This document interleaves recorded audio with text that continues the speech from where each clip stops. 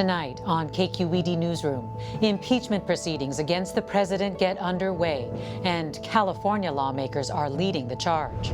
Also, we'll talk with Oakland Schools Chief Kyla Johnson-Trammell about the district's challenges from funding to charter schools. Plus, a new book by a National Geographic photographer reveals the sacred rituals and transformative power behind masks. Good evening and welcome to KQED Newsroom. I'm Mina Kim.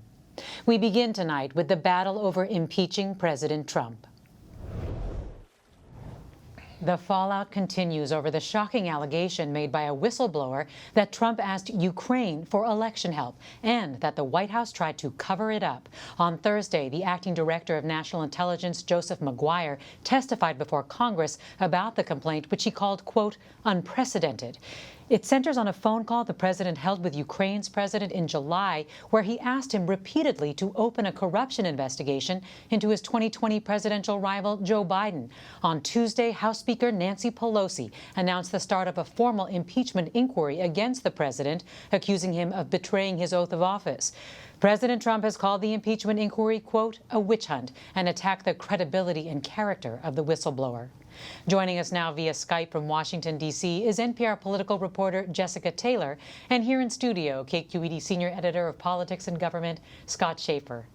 Jessica Taylor, Scott Shafer, thanks for being here. Thank you. And Scott, of course, given California's representation in congressional leadership, we are playing a prominent role in this. Nancy Pelosi today accused Bill Barr of going rogue. She yesterday accused the White House of trying to cover up the president's alleged abuse. I mean, she is all in, and she was not all in on an impeachment inquiry a week ago. So give us some insight into her change of heart. Yeah, well, Mina, I think it's personally speaking, Nancy Pelosi would have liked nothing more than to impeach Donald Trump.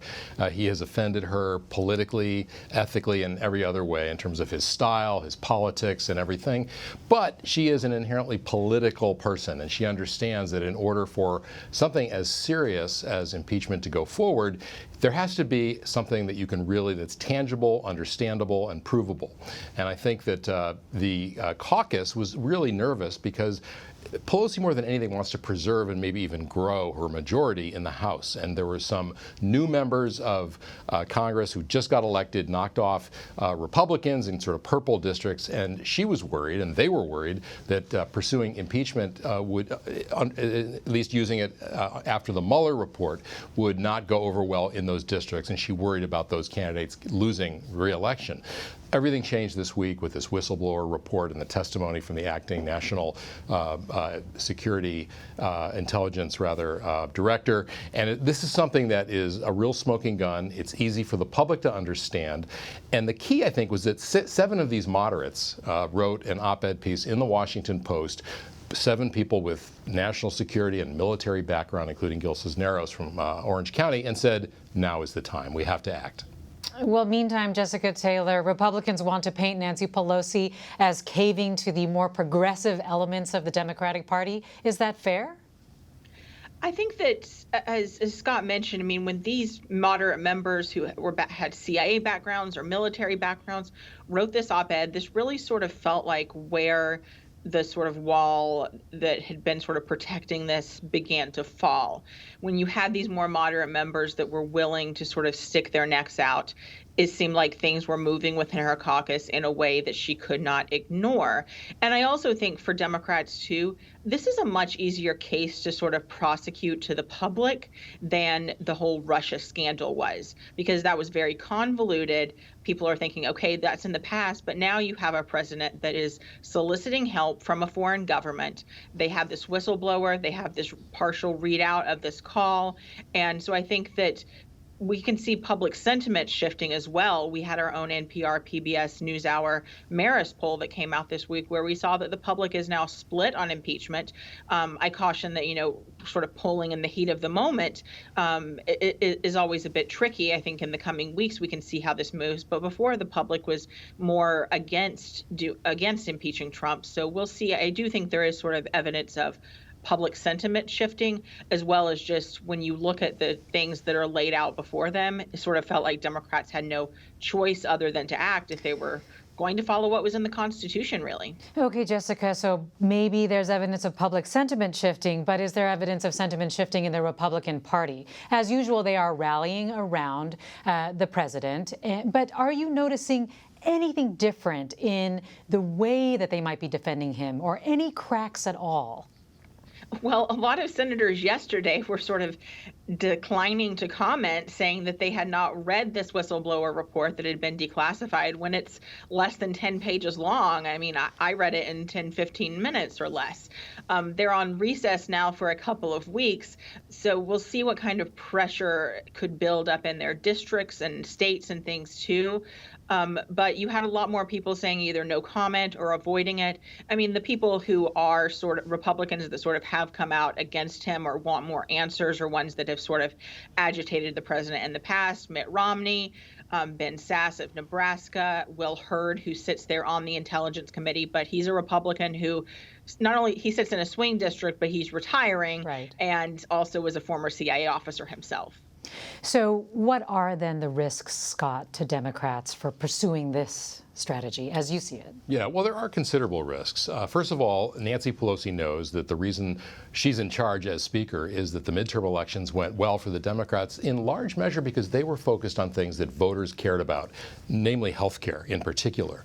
And so the risk is that if Democrats are seen as shifting focus away from something that voters don't care so much about, and that was sort of what happened with the Mueller report. It never really captured the public's imagination. Voters just didn't care about it, and they were smart, the Democrats were in the midterms, not to focus on it. And so the risk is going into an election year that you're going to have this sense of gridlock, of course, and partisanship.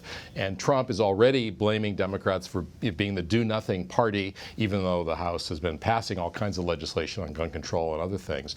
That this could be sort of a moment where voters look at everything in Congress and sort of return to their corners, their tribes, and sort of say a pox on all your houses, you know. So I think that's the risk for Democrats. But I think Pelosi has come to the conclusion that you can't let the risk stop you, that this is the job of Congress, oversight, and that the details in this case are so egregious that they felt no real option but to act.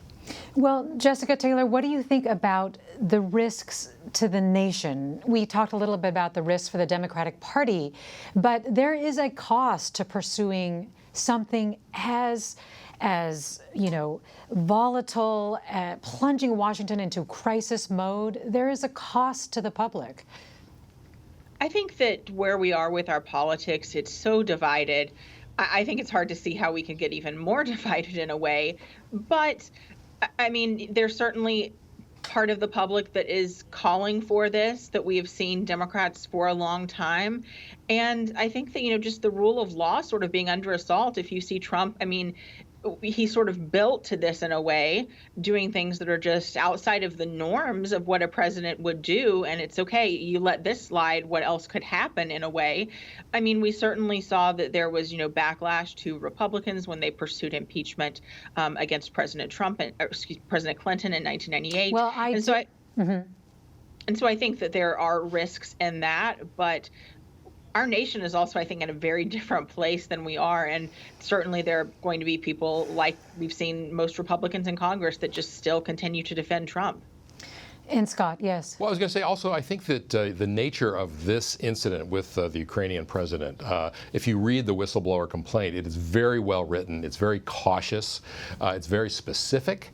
And I think what you're seeing behind the scenes, and Jessica can speak more to this being in D.C. than I can, but there are many people in the national security law enforcement apparatus who are career people who have served under Republican and Democratic administrations who are just offended by this. And to see the President of the United States reaching out to a foreign country to get help with a political adversary in this country. And I think that there are many people who are just offended by the notion of a U.S. president doing that, irrespective of their own political persuasion. Well, Jessica Taylor, were we going to see testifying before Congress?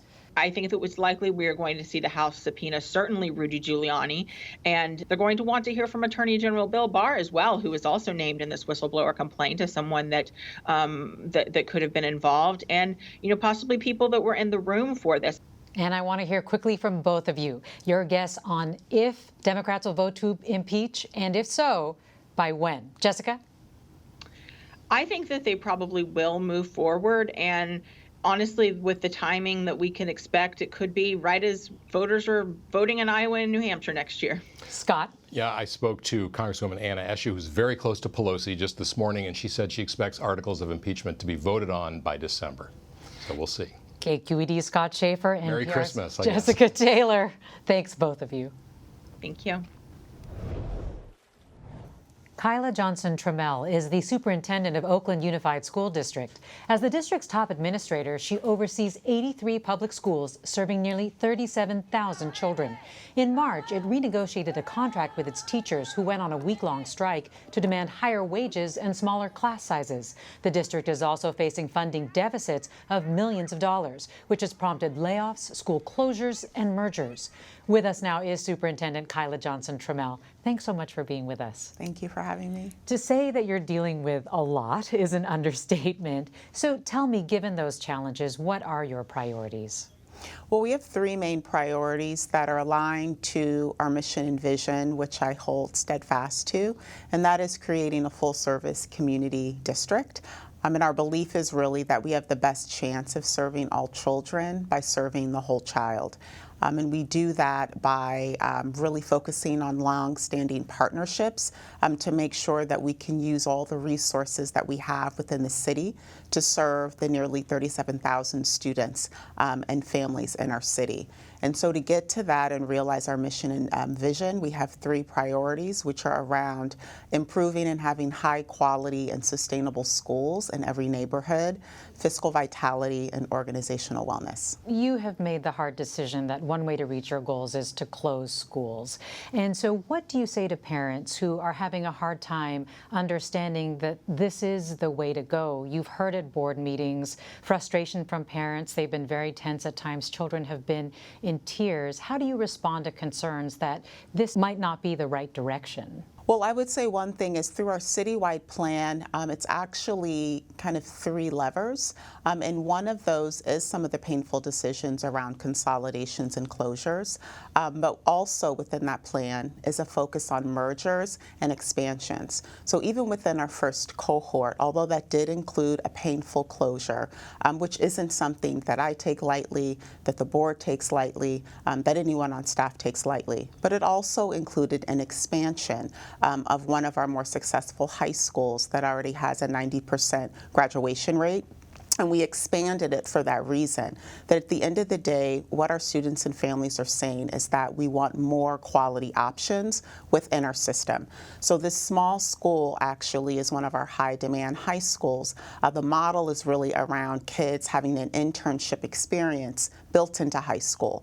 And so within the plan, we're also looking at where do we have quality programs that are smaller in size that we can expand so that we can offer more of those seats to students. So it's a blend of both. So then for parents who are scratching their heads, say, at shutting down a successful school like Kaiser Elementary, what do you say to them? Well, that is not so much around shutting down a school, but relocating the school in an area where we have more families so that more of our families have access to the program. Is this move about saving money as well? It's a bit more nuanced than that. As most schools in California, the root issue is we simply do not have enough money in the state of California. Regardless of the criteria that you look at, we either fall 46th, 47th, or 48th in terms of our funding compared with other states. So that is the root, and we have many in our community and across the state of California that are really advocating for more money. But in addition to that, every district has to look at the number of students that you have in a district and the number of schools. There's a huge cost to run any school, whether the school is fully enrolled or under-enrolled. So within our system, and largely our elementary schools, we have many schools that are under-enrolled. And so what that means is that we're not able to resource each school to the magnitude that we want them. We believe in full-service community schools. We want to make sure our students and families have supports around mental health, have supports around electives. This is a lot of what I hear when I'm actually talking to students and families. We want to make sure that we have arts in our schools. We want to make sure that we have sports in our schools. And so what that means from a financial perspective is even the schools we have, we need to resource them even deeper, right, so that they can really realize on the vision. So having to consolidate isn't about putting money in a piggy bank. It's about being able to redistribute in the most effective way so that each school gets more resources to create a better program so that we have more families coming to not just a certain group of elementary, a certain group of middle and high schools, but all of them. You say that the state needs to do more. What about communities? And in June, for example, voters in Los Angeles, they soundly rejected a ballot measure to raise property taxes to help the district. And that was something that district officials were hoping would get passed to be able to pay for teacher raises. So what does that tell you about your ability to be able to afford the raises, say, that the teachers need in Oakland, and also about just voters' willingness to put in a little more to help their districts? Well, we actually have had a pretty solid parcel tax history in Oakland. We have Measure G, which actually provides us some support around performing arts, music, and libraries. We have G1, which was recently passed, so that's actually helping us with our raises. It goes partially to our middle schools to help with electives, and the other part goes to salaries. And then we've had Measure N, which is another parcel tax. All of that is just for our high schools to support our pathways and linked learning. And then we've had Measure J in the past, which is around facilities. So I think there's a tension point. I think the piece around just the cost in the Bay Area, kind of leaving LA aside, but in the Bay Area, just how expensive it is, people are looking at that additional cost around taxes. But people are also seeing, without having a thriving public school system, that has effects on everybody when we think about having a strong democracy, when we think about wanting to have a strong and thriving city. The financial problems at the district have been well documented. What have you been doing to address the things that were called out in the Alameda County grand jury report around mismanagement of funds, waste, around contracts and things like that? What are some of the ways that you're addressing that with the Alameda County financial officer that is with the district right now? Well, one, I would say the Alameda County, that's actually a decision that I made to actually have a closer partnership with our Alameda County of Education.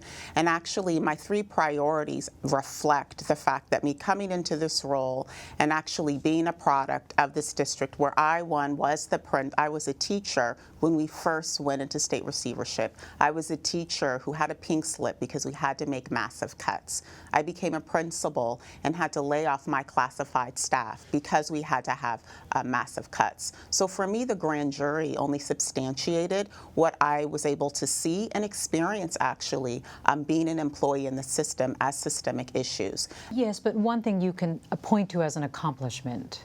Oh, well, one is an increase in our reserve. When I took over the position, we were at 0.67% in our reserve. That is actually below what we're required to have. As a district of our size, we're supposed to have a minimum of 2%. That is important because when you drop down below the minimum, it means you're at risk of state takeovership. It means you're at risk of running out of cash. So now we are at about 3.5%, which feels like a lot when we think about the amount of money we have overall. But it just means we're in a slightly better, stable place. Oakland Unified School District Superintendent Kyla Johnson-Trammell, thank you. Thank you. For decades, National Geographic explorer and photographer Chris Rainier has traveled the world documenting cultures and traditions in danger of disappearing. His latest book, Mask, is a collection of stunning images Rainier spent more than 30 years capturing across 6 continents, from remote villages in New Guinea to cedar forests in British Columbia. Rainier hopes his portraits not only help preserve mask rituals, but also remind us of our shared connection to the natural world and the stories we tell about our place in it. Joining me now is photographer and author Chris Rainier. Thank you. It's a great pleasure. And so, Chris, how would you describe the power of masks? Ever since I traveled to New Guinea about 30 years ago in the mid-'80s, I was transfixed by the power of the mask, the spiritual energy of them.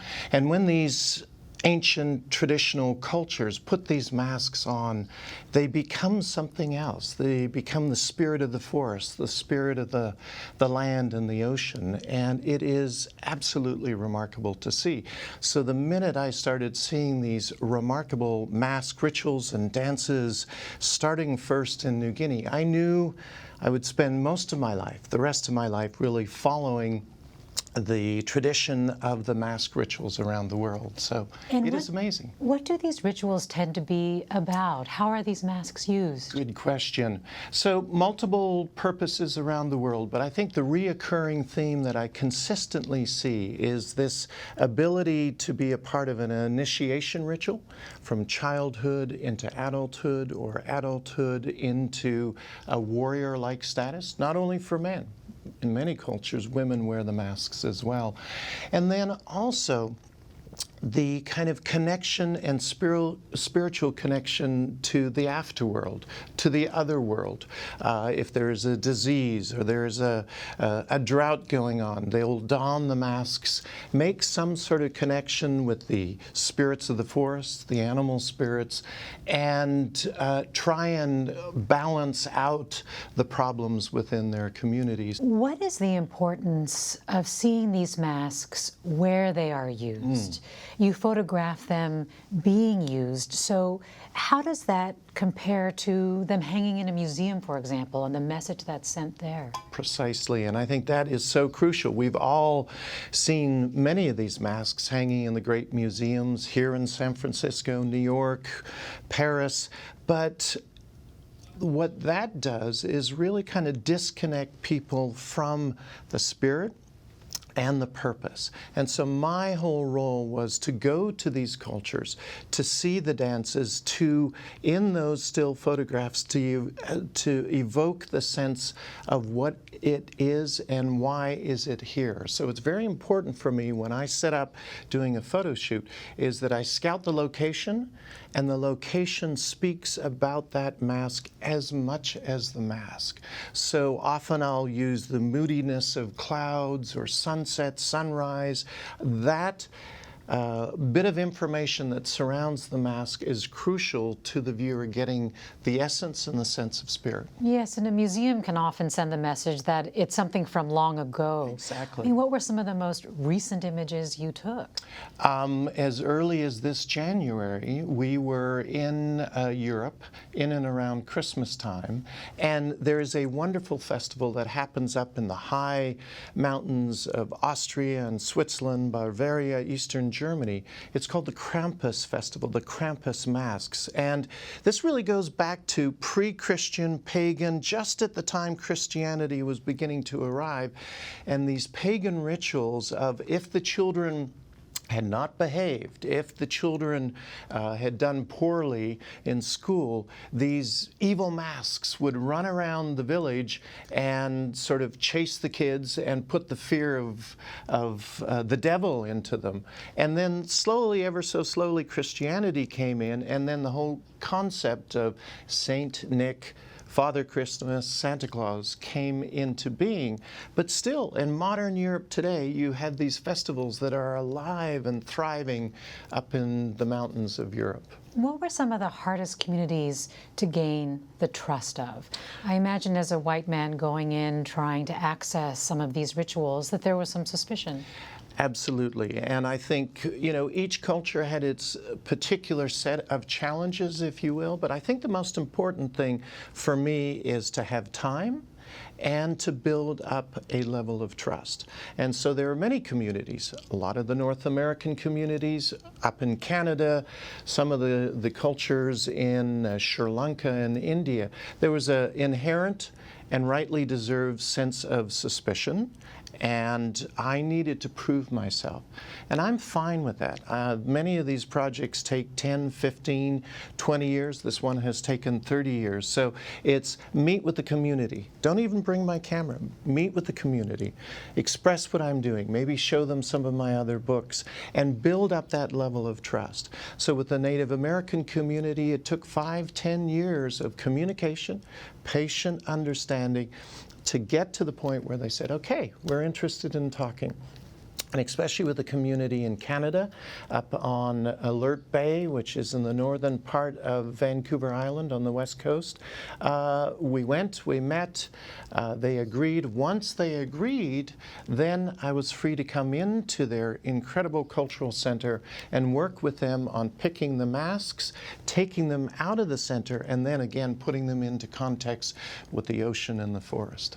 How do you account for your own lens, so to speak? And what I mean by this are the cultural experiences that you've had that will inevitably influence what you find that is worth photographing or publishing or even beautiful. Exactly. I grew up overseas. My father had a job where we lived in Australia, Africa, England, and especially when I was a young child, my father would go out into these isolated areas of Australia working on the oil rigs. And so I was hanging around with Aborigine children at 6, 8, 10 years old, and I began to realize the power of their voice, their traditions. And then somewhere along the way, I knew I wanted to be a photographer, and I really committed myself to a lifetime of putting on film traditional cultures that are on the edge of something. Maybe it's the end of their culture in the sense of many of the children are moving to the city.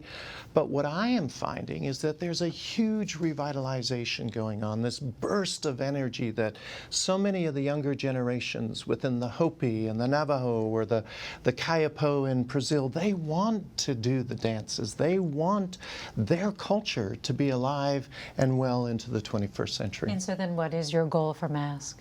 I think my goal for Masks is to show people that are interested in looking at it that these rituals are alive. They're not dying. They're in danger, but they're not dying, and that there's a vibrancy and a huge burst of cultural energy going around on the edges of the frayed map of the world, that there are cultures out there still doing the dance deep in the forest.